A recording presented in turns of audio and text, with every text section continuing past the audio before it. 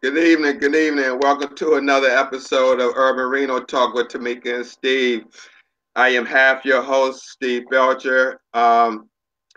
Again, as I always and will always do until my partner comes back, please keep my partner, Tamika Moore. She's on Facebook. Please send her your thoughts and prayers. She's on Instagram as well as Chasing Pretty. Please, she needs all the thoughts and prayers that she can get. I can't stress that enough, and I'm always going to stress that. So tonight, we named our show um, Kidney Disease and Motherhood or the Daily Life. We know many people deal with kidney disease, married people, single mothers, single fathers, couples. So we wanted to highlight, I wanted to highlight a special person that I had the opportunity to see her story on Facebook, and I thought it was very touching.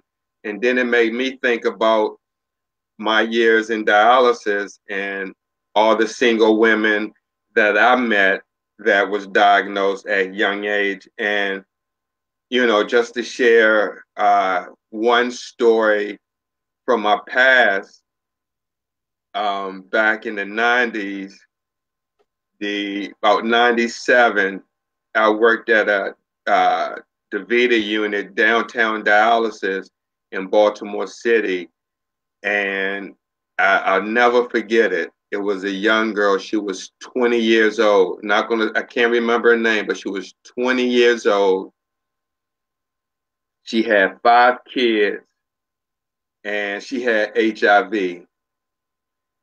And I'll never forget this. It was, hold up.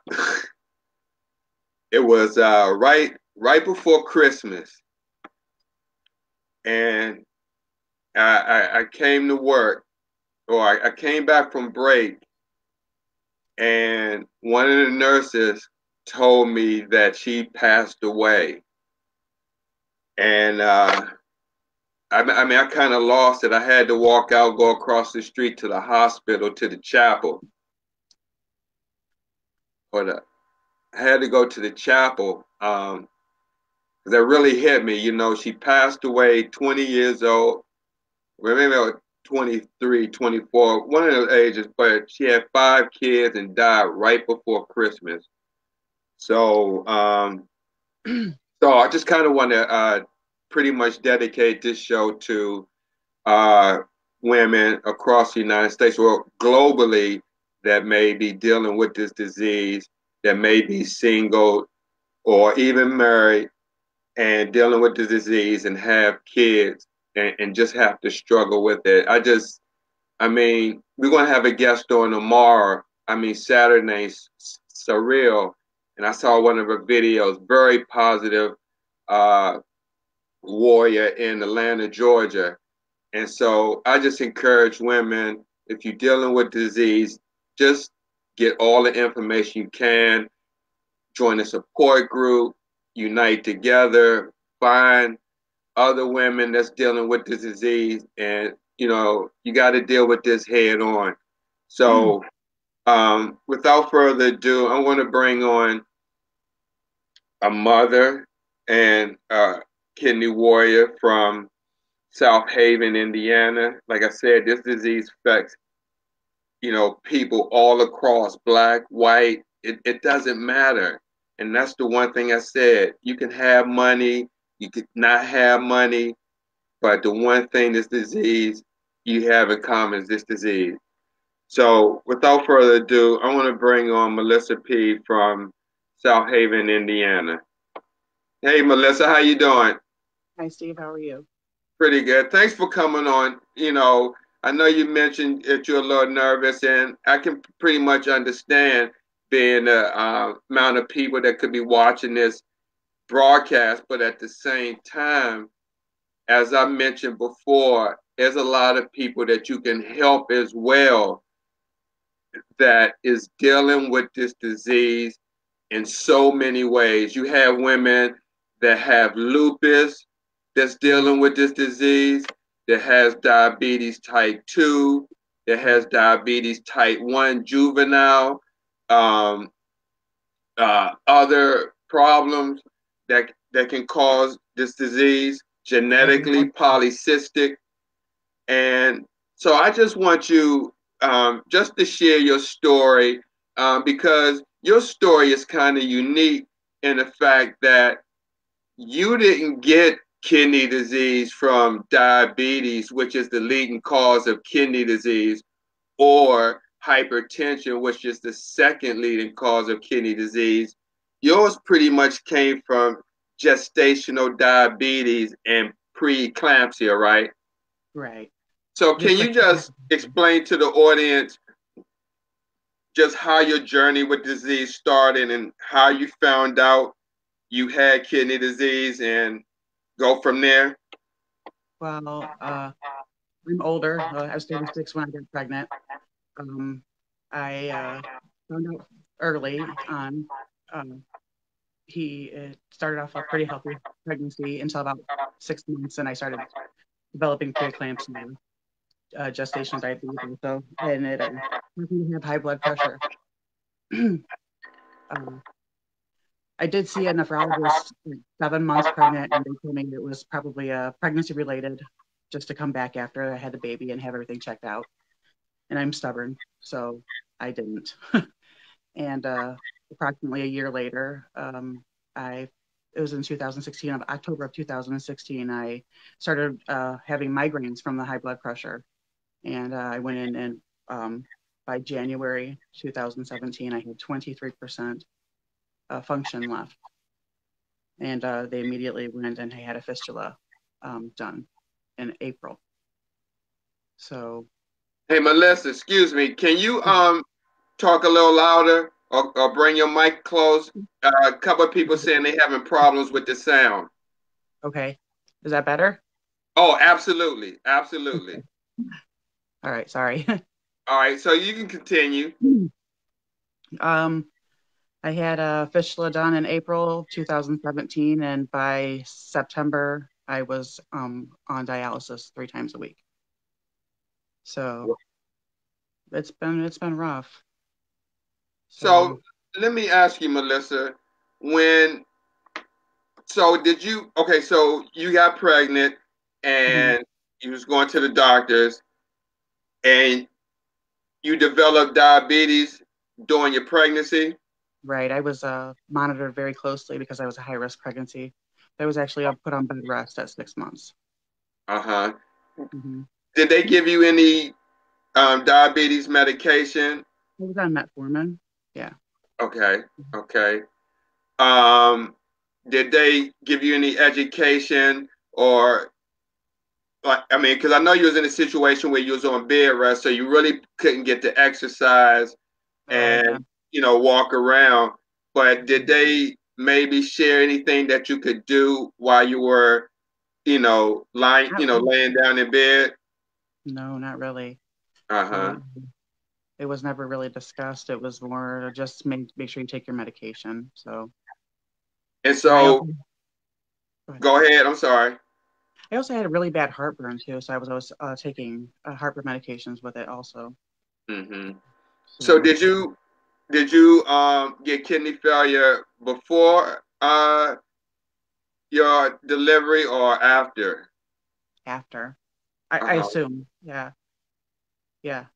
Well, it would no, it was definitely after because I had him in 2013, and I found out that I had 23% function in January of 2017.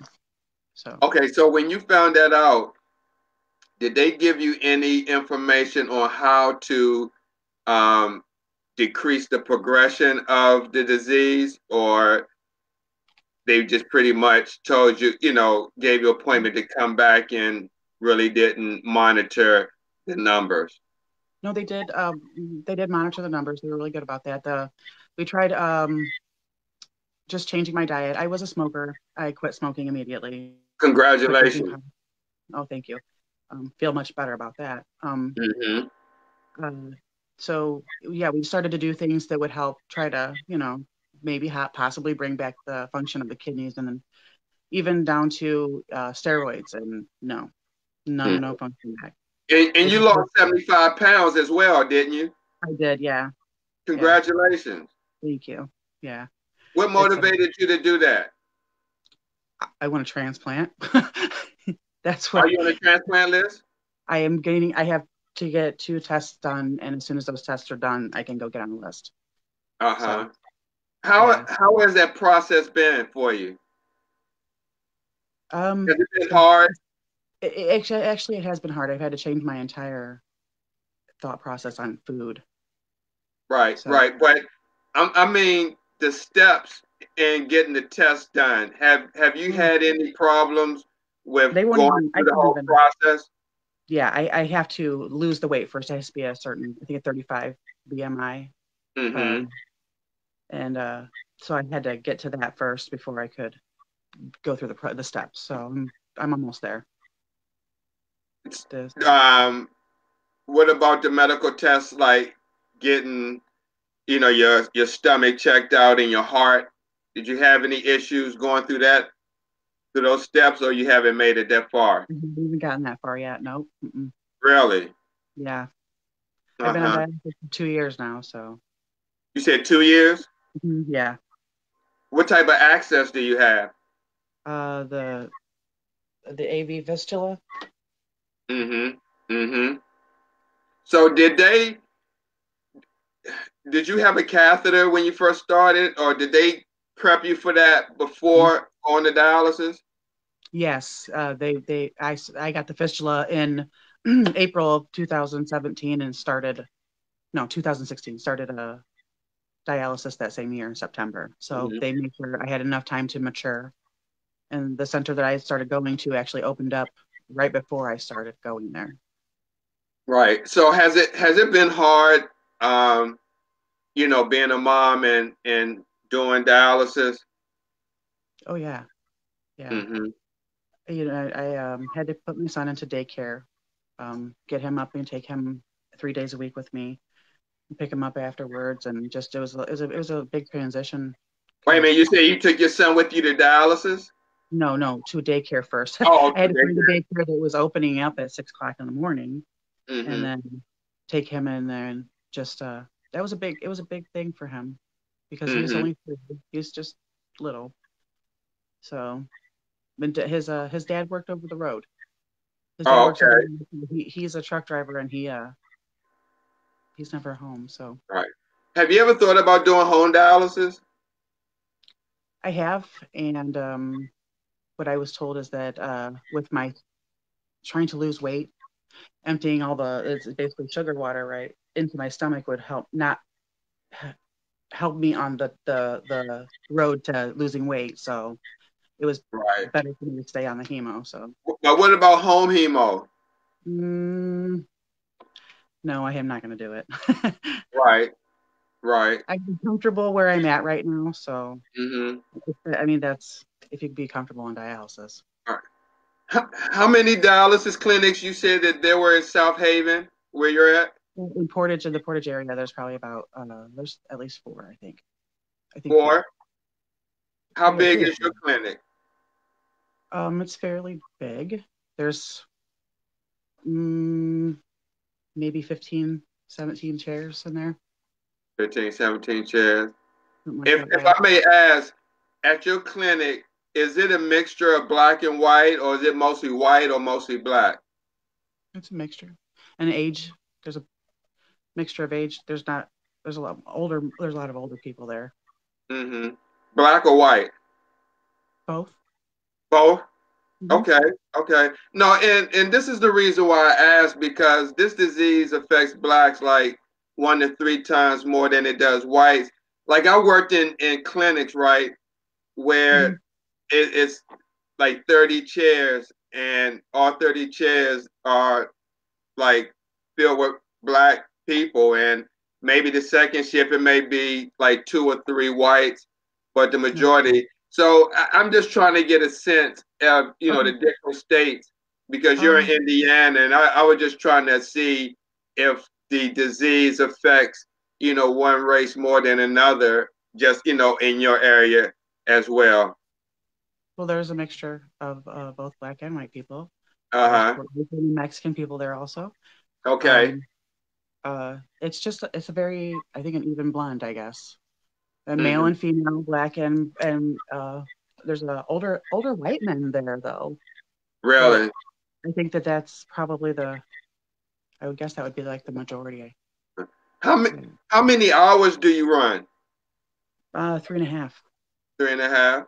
Mm-hmm. Have Mm-hmm. they tried to increase that or decrease it? I don't think so. I don't think since I've been there. I might have started off at 3:45, but I'm not really sure. At first, I was non-compliant. I was not happy with what was going on. Mm-hmm. Um, I was just, I had a hard time on the machine and coming off the machine. It was horrible. Uh, Mm-hmm. I finally became really just compliant because I got to know the people that are there, the techs. They're really cool. Really? So, yeah. Have you ever experienced at the unit any staff shortages or anything as that? Is it one of the big companies that you go like the Video Fresenius, or is it a small company? It's ARA. I don't know if it's related to Yeah, any of you. American Renal Association. I heard of Yeah. ARA. We have them up here as well. Okay. Yeah. Yeah. It's Oh, supported. okay, okay. Yeah. Mm-hmm. Well, I mean, because they're not as big as those companies like the Vita Fresenius, and they can really kind of give you tailored care, opposed to with the big companies, they have a system that they go by, opposed to the smaller ones where, for instance, they could be a little bit more personalized Mm. and not rush the process. Yeah. I think they do a pretty good job. The ladies there Mhm. are pretty good. They're awesome. Wow. So, since having this disease, have you experienced any like just life problems that really you had to depend on a support system to get you through? It was actually before. I had a grandson pass away from a heart condition called tetralogy of Fallot. All right, my That condolences to you. Thank you. And then right afterwards, I lost my granddaughter in April of 2017. So she was 2 months old and she passed away. So there's been a lot of added stress and kind of it's hard on families. So this on Right. top of it, you know, it's just really hard. So, what helps you get through those moments and dealing with the kidney disease?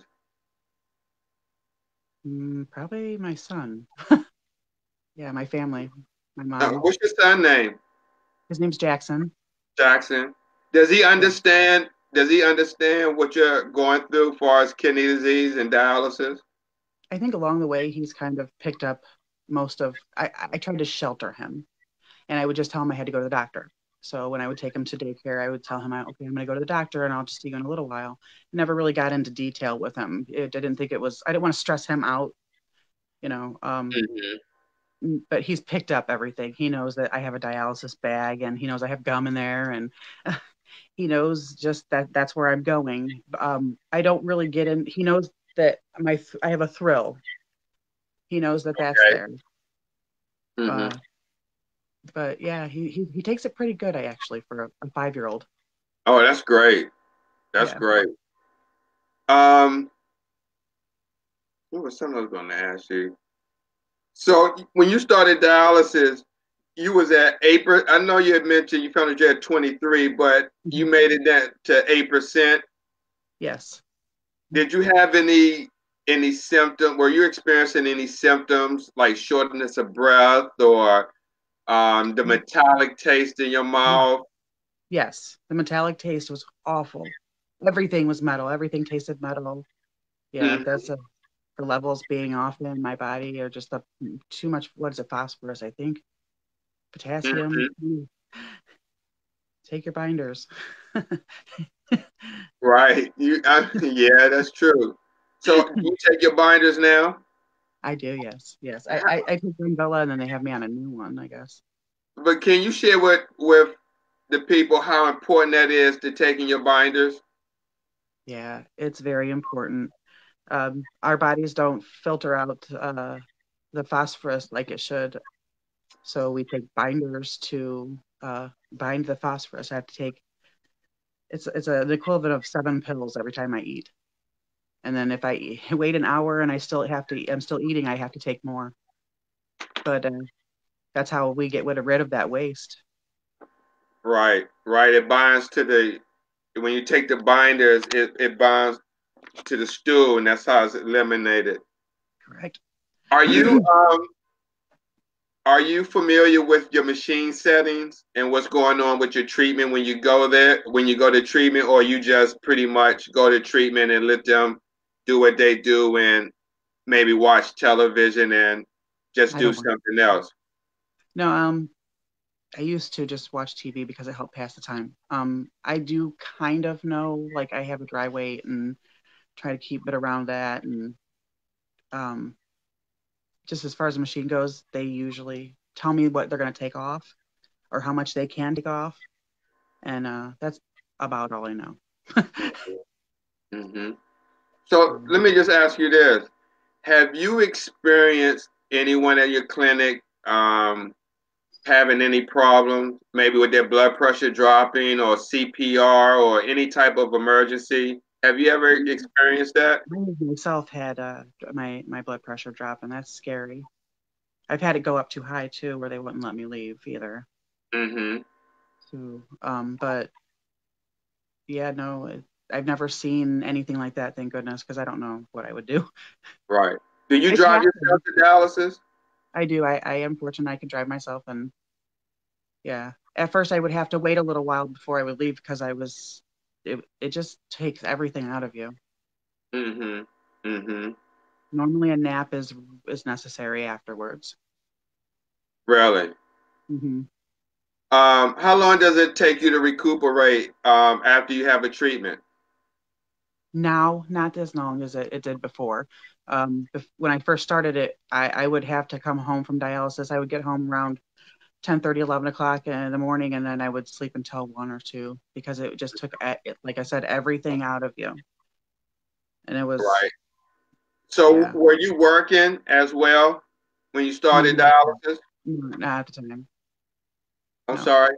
and not at the time. No, Oh, okay. Okay. Are you working now? no, no.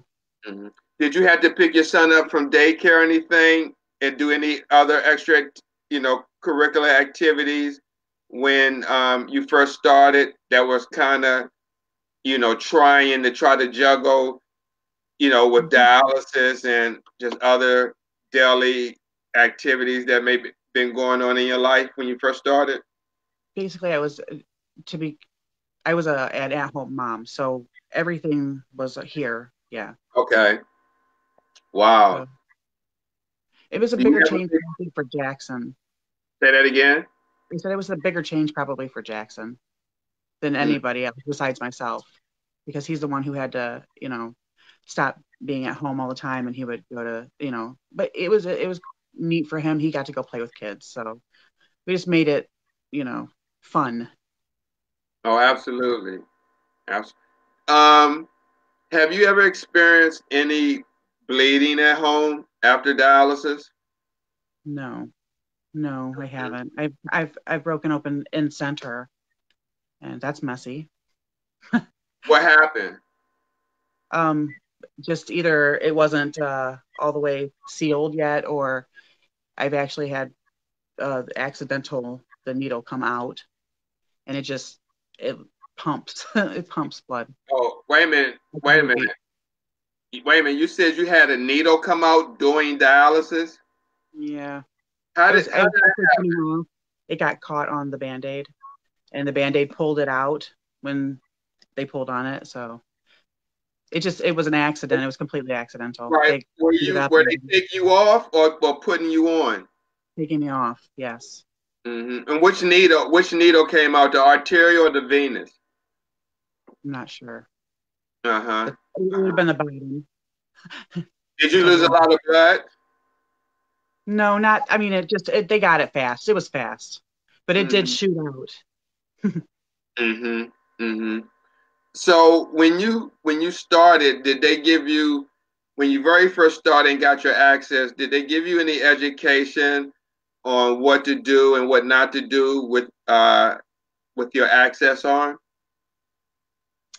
Yes, I actually got a bracelet for it. No blood pressures, no sticks, no needles. Um, I really can't lift much. I've lost a lot of strength in my left arm, but it's a pretty big access. It's pretty big. Really? They had to lift the Vistilic vein and bring it to the surface because it Hmm. was the strongest vein there. Yeah, right, right. I noticed that you had two aneurysms. Like you have kind of like some large, not large, but the bumps, Yeah, and it's that comes actually from sticking at the same spot. Did they tell you that? no, actually the one I have one here. Here, I'll show you. Up here, this Mm-hmm. over here. That is actually the vein flipped. I went and had the vein the what is Mm-hmm. it a vein gram? I'm not sure. They did that and the vein had did a loop there. Right, Um, right. this here though, that's where Mm-hmm. that's where they Oh, stick okay. every time. That's where they stick every time. Oh, okay. It's a short. That's kind of short. Yeah, Uh-huh. Wow. yeah. Okay. Okay. It works good though. Uh-huh. It keeps me That's alive. great. That's great. Absolutely. How are your lab numbers? On my last draw, it was my phosphorus was really good and my calcium was too high, I believe. But they had me taking that's what I was I they had me taking a calcium acetate for a binder along with a Renvela.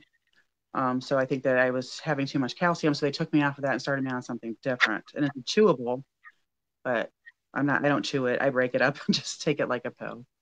Right. So we're gonna see if that works better. So actually labs are this Wednesday, coming next Wednesday. So Mm-hmm. And your blood count's been pretty well? yeah, everything else has been pretty good. Everything else has been within the region that it should be in. So let me ask you this. You mentioned that when you first started that you were pretty much non-compliant. When did you start to be compliant, and when did you realize that you needed to take your life back and get in front of this disease? It took a little while actually. It was scary. So I just didn't want to do it. I figured I'd just try to beat it and I wasn't going in. I mean, they had me calling in and letting them know because I was not going in that much.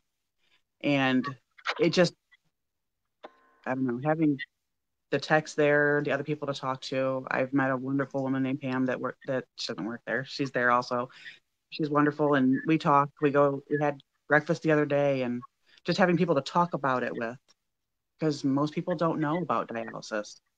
I had no clue what I was going into. No Mm-hmm. idea. Right. Did you do any research? I tried to, and it scared the living bejesus out of me. Mm-hmm. I looked at different accesses, and just I was told to stop looking actually, because no one's the same.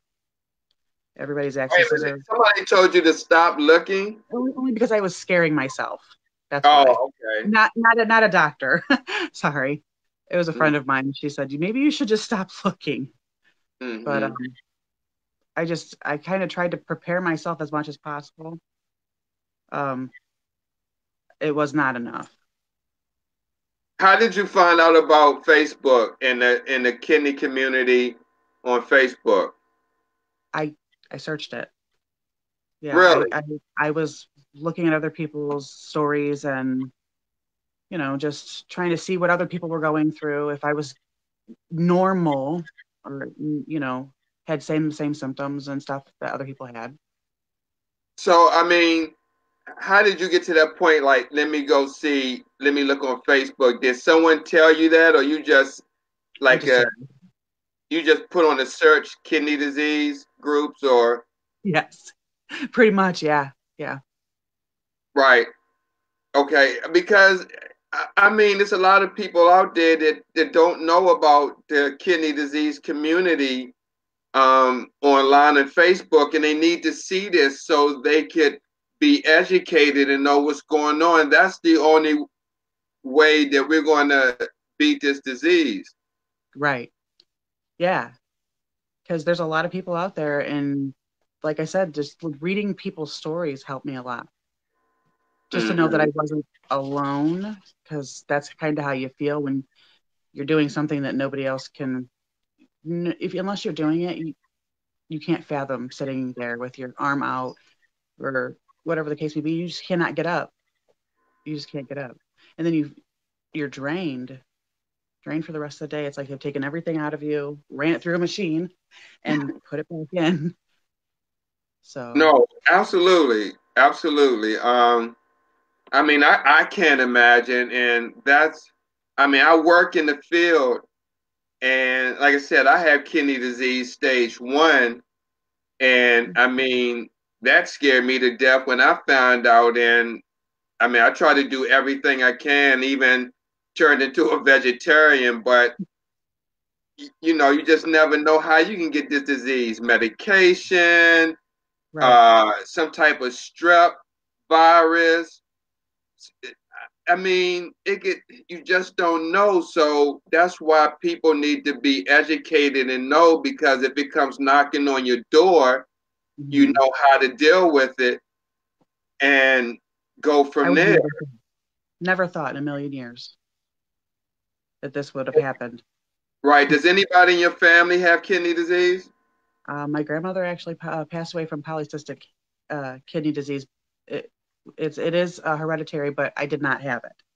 And then I have an aunt on my father's side who was born with kidney problems. So again, it was not what I have. So Mm-hmm. Mm-hmm. Are you in any Facebook groups now, as far as just, you know, support groups? yes, I've looked up quite a few of them, and here recently, since I've been talking with you, I've added more. But yes, I am.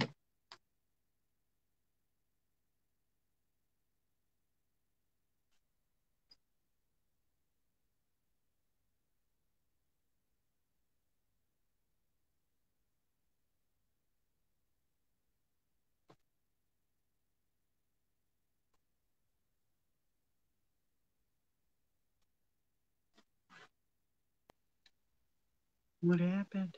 I'm back.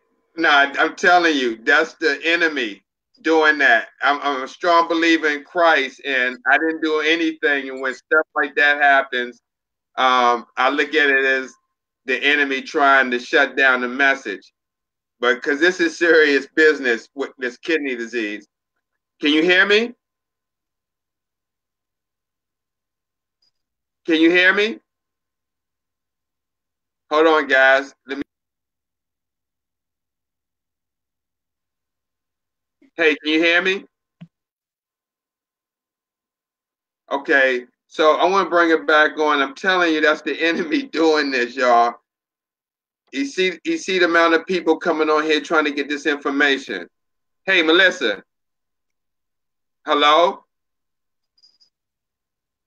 Hey, Melissa. So see, this is what's going on. I can't hear Melissa. She can't hear me, but she's there. Let me see something. Hey, Melissa. Can you hear me? See, guys, this is how the enemy does. Let me bring her down one more time and try to bring her up. I'm telling you, nothing happened. We just listened to the broadcast, and all of a sudden that happens. You know, just keep praying. The message is going to get out there. Hey, Melissa, can you hear me? Can you hear me? Man, This is live. I'm going to text her, and y'all seeing this firsthand. I'm going to text her and tell her to sign out and sign back in.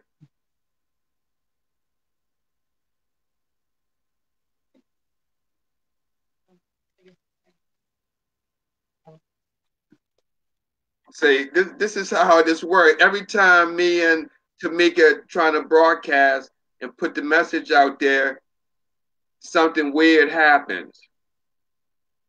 Can you hear me? Oh, I can hear you. Melissa, can you hear me? Let me try.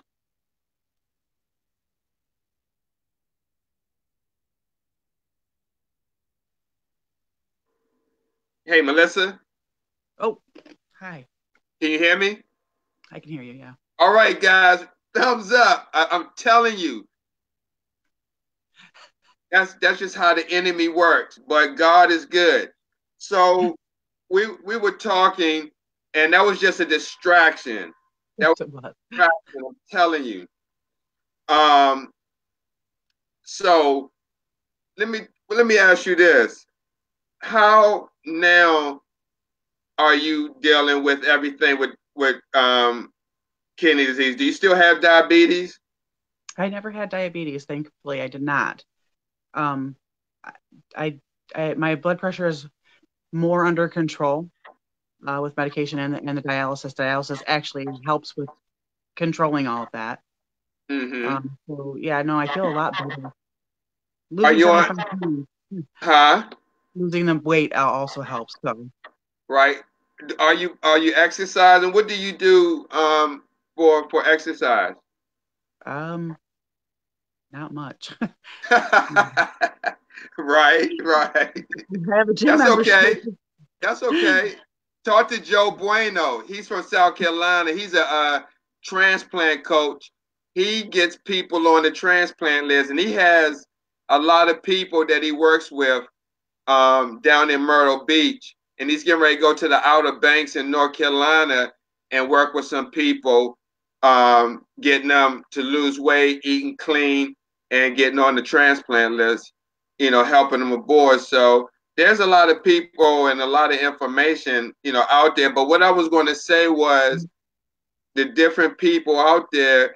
I just encourage you to do your own research as well, because everybody's going to have their own opinion and what works for them and what doesn't work for them. Because what may work for someone, you hear their story, may not work for you. You know what I mean? Yeah, exactly. Yeah, Exactly. yeah. Because I always share this story about we had a gentleman chef. His name is Chef Juvan. He's a chef up in New York, Okay. and he had a transplant, I believe, 8 to 9 or 10 years ago. I'm not exactly sure, but after a year, what I can remember from our conversation, he stopped taking his transplant medicine. He hasn't taken it in 10 years, and his numbers are good. Wow. That's good. Yeah, that's what I say. I mean, you just never know. So I It is believe there's hope. interesting. I mean, because there's many people that pass away from this disease, each day, and that's a struggle in itself. Right. Mm. Are you involved in any support groups outside of Facebook? Not really. Mm-hmm. Not as far as kidneys go. Uh-huh. So do you, like, when you maybe deal with certain issues, you may, like, maybe depression or just any stress, do you talk to your social worker at the dialysis clinic, or do you find that useful? Um, sometimes I'm not really personal with her, so I talk to the nurses if I have to, or the techs. I mean, not like really personal stuff, but you get to know each other. So Mm-hmm. they're very helpful. Mm-hmm. Other Right. Oh patients yeah, and stuff. absolutely. I mean, I can attest to that when at a job, more time when you spend with your family and you with Even patients three family. times a week, you know, 13 treatments a month for 3.5 to 4 hours. I mean, you can't help but to talk to someone. I mean, unless you're just that cold. I mean, I'm sure. I mean, there's certain boundaries that I mean that has to be respected. But at the same time, when you see someone, every other day for 5 years, 10 years, or whatever, and then you can see somebody for 5 years, okay, work at a clinic and a patient, and then the next time they're not sitting in the chair. Like, what happened? They passed away. Right. It's that quick. Mean, I can't tell you how many over my years of people that I've seen pass away, and I mean hundreds, and I'm not like exaggerating. And so I say that to say I go see mental health as well. Oh yes. I mean, I mean, I'm saved and I talk to God in Christ, but at the same time, just dealing in the job that I do, and as much death that I've come across, and the many lives like the codes and have to perform CPR on patients, and I haven't done it lately, but I've been through a lot that I have memories of different ones. So mental health is important also. It is. Oh, it really absolutely. is. Depression and dialysis go hand in hand. I mean, it's you can't tell me one person that's excited to go, sit on a machine for 3.5 hours. It takes a long time. There's the before and after, pulling the needles, holding your sites. I mean, it's a lot to it. Oh, absolutely. I say it's a highly complex procedure, which a lot of people don't understand. I mean, the thing about this, Melissa, is when, with healthcare workers, when they see us, whether it's in a nursing home or a hospital or outpatient unit doing dialysis, a lot of times they see us sitting down, okay, because they don't see the part when we're initiating the treatment and we're discontinuing the treatment, and we're rushing here, rushing there. We do blood pressures every half an hour. Right. They see in the aftermath when you're sitting down. And for some people, as far as healthcare workers, they're sitting down and they're really focusing on their job. They're watching the patients. They're making sure everything is good. And then there's some people that's on their cell phone. And so with that, I mean, and I don't want you to call anybody out or anything like that, but have you ever experienced that at your clinic where the techs they're not even allowed to have their cell phones on the floor, or I think they make them leave them in the cars. Actually, no phones, no watches, no nothing. So they do. Like I said, I really like my clinic. Oh, that's great. That's great. Yeah, they're really good people, and like I said, they become family. It's these are I don't want to say your friends because but they are in a sense. No, and I agree with you. Let me say this, Melissa, as I don't know if you've seen this whole thing, and I want to say this to the audience as well. I don't know if you've seen this whole campaign on Proposition 8 in California, and I'm not going to get on that, but it was basically the union trying to force the big companies, DaVita and Fresenius, because those are the two giants, to kind of put a cap on their profits. I mean, just like a 2% cap. It could be more or less, but just rein your profits down a little bit. And it's pretty expensive each time you go in. It's every time I go in, it's a big chunk of change. Yeah, it is. yeah. But my point is that when you get down to the level of where we're at, me, you doing patient care, you doing the treatment, I'm doing the service for a corporation. That right there is why I'm so passionate, because when we're dealing with the patients on the front line, it's not about money or anything about that. I'm having empathy and doing the best I can with what the company provides me.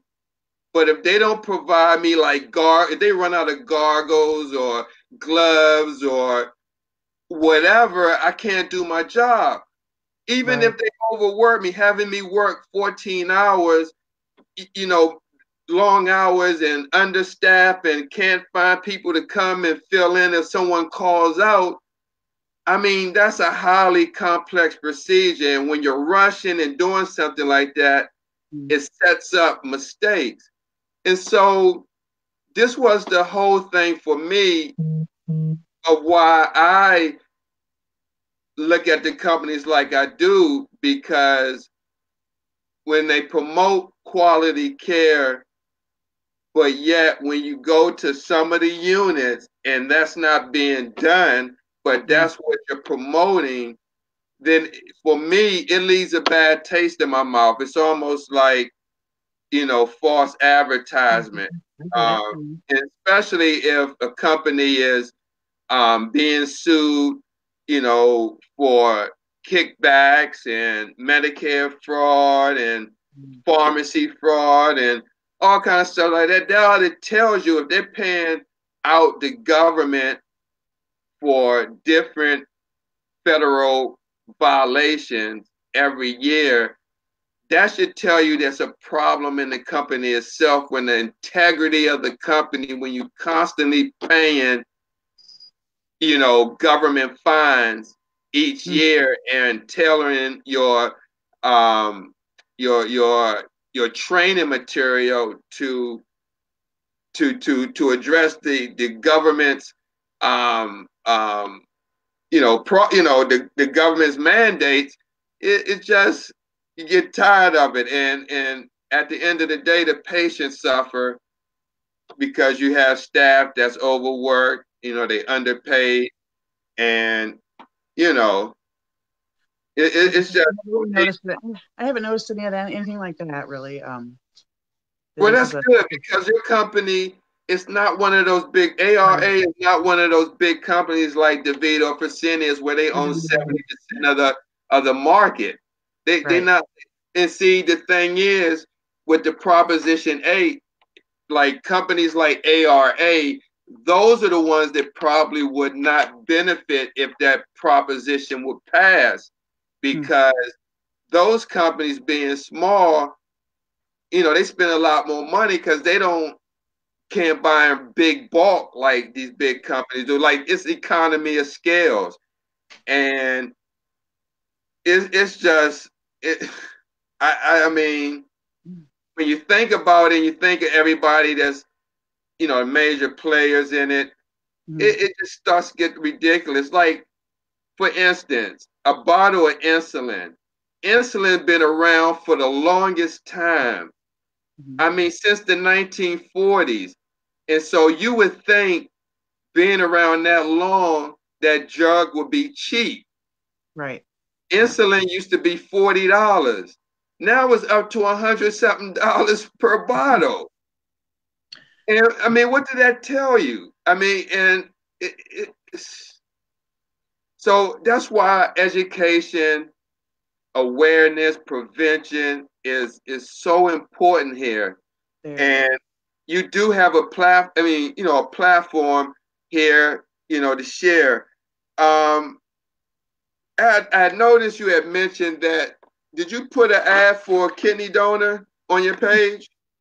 I did. Yeah, they told me. I went to actually a transplant class. It was just try to get introduced into it, and they told us that we had to advertise for ourselves. Yes. So, since we're talking about that, I just want to share with you and our audience, which I think is really a disservice. Some people may agree, some people may disagree with this. But did you know, Melissa, that there are services out there, almost like dating services, matchmaker services, where If you pay a certain amount per month, not No. sure exactly that you can be have access to find a donor that may match you. No, I had no idea. No. Yes, I have a great friend that I'm gonna bring on here in December that found he's the donor and he Okay. found someone that used this service. And I just think it's ridiculous. I mean, they didn't had a transplant or anything yet because he's going through some crazy mess that we're going to discuss on that show.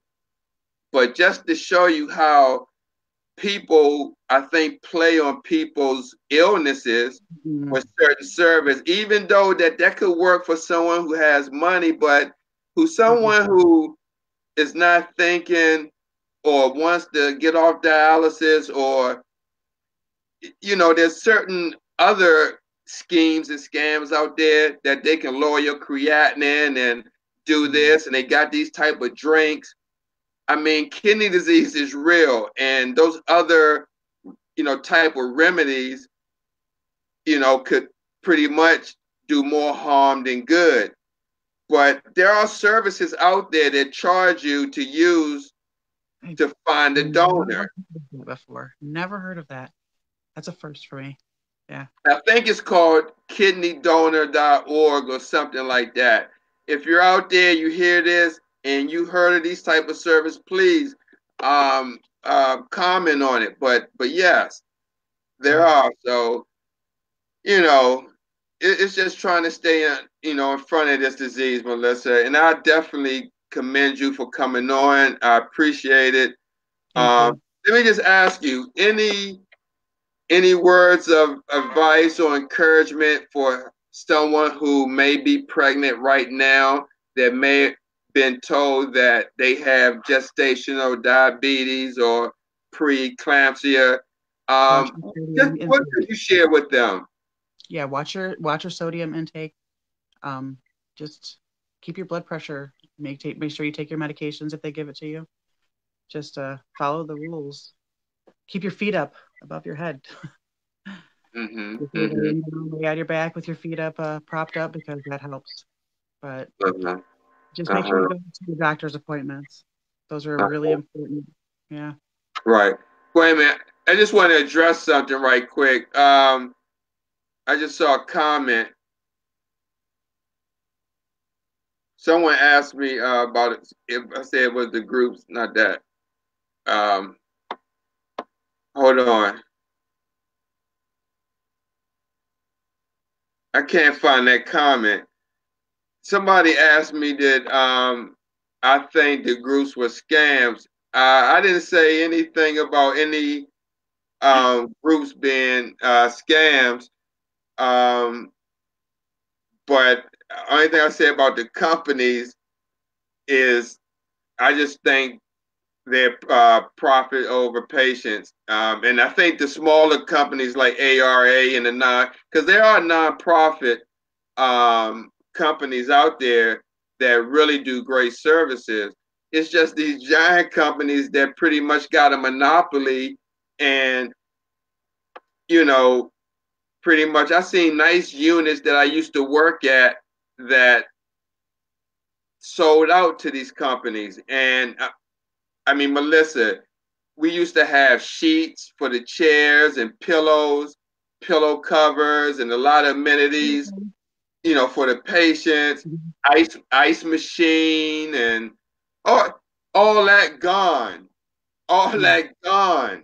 We still have those, thankfully, because a lot of us are addicted to ice. Yeah. Ice machine Hmm. is important. Right. And I'm sure a lot of people would be mad if they took that ice machine away, wouldn't they? Yes. Yes, they would actually. Yeah, absolutely. So that's all I'm saying. Some of the big companies, they took away that type of stuff because they know how much it costs to maintain it. Right. No, So, thankfully we have it still. huh? But thankfully we still have our stuff. The sheets, Oh, the that's, pillows. oh, that's great. That's great. All Yeah. right, Melissa. So, yeah, we're down to 10 o'clock. I really appreciate you coming on. Um, God bless you. definitely got nothing but, good vibes with you. And I hope, maybe you start some support group out there for other women that may be going through, kidney disease in that type of, situation. Yeah, we could do that.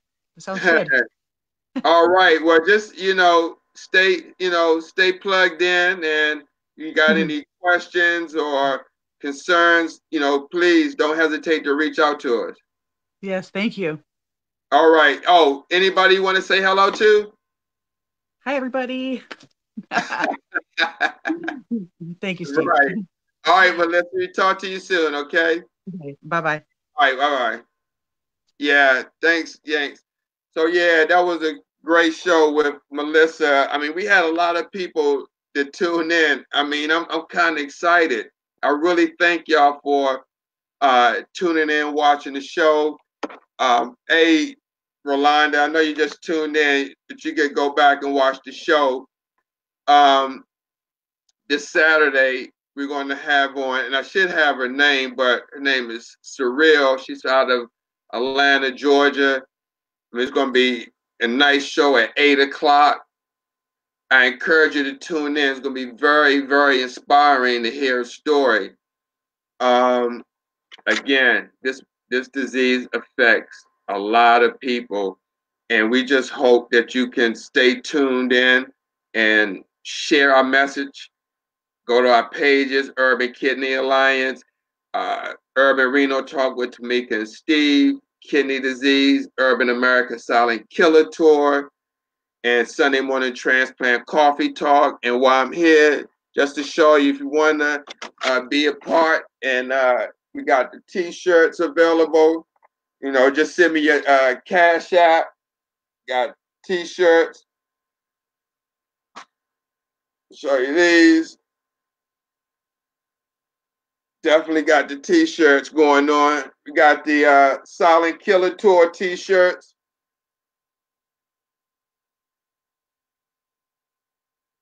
Urban Kennedy Silent Killer Tour. We got the Sunday Morning Transplant Coffee Talk. And then we got the other Urban America Silent Killer Tour shirt. I mean, I'm telling you, the only way, I'm not going to keep you, the only way we're going to beat this disease, I'm telling you, is through education, awareness, and prevention. And if you don't be mindful of that, then there's going to be dialysis clinics popping up on every corner in your town. I mean, these are dialysis needles right here. I mean, who wants to get stuck with this? There's people getting stuck with these needles 3 days a week, 2 times each time.